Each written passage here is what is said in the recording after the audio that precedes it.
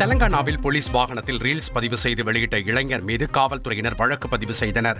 தெலங்கானா மாநிலம் நாகர் கர்னூல் அருகே இளைஞர் ஒருவர் போலீஸ் வாகனத்தில் ரீல்ஸ் பதிவு செய்து இணையத்தில் வெளியிட்டார்.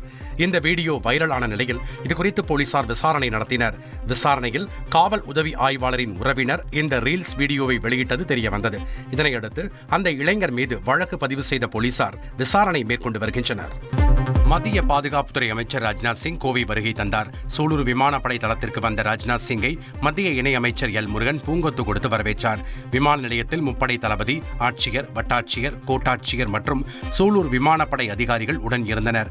பாதுகாப்பு நடவடிக்கையாக சூலூர் விமானப்படை தளத்தை சுற்றியுள்ள 10 கிலோமீட்டர் சுற்றளவில் ட்ரோன்கள் மற்றும் இதர ஆளில்லா வான்வழி வாகனங்கள் பறக்க தடை விதிக்கப்பட்டது. பின்னர் ராஜ்நாத் சிங் அங்கிருந்து சாலை மார்க்கமாக நீலகிரி வெலிங்டன் ராணுவ பயிற்சி பள்ளிக்கு சென்றடைந்தார். உங்கள் தந்தி ஒன் தொலைக்காட்சியில் தெனாலிராமன் தினமும் மாலை 6 மணிக்கு காண தவறாதீர்கள்.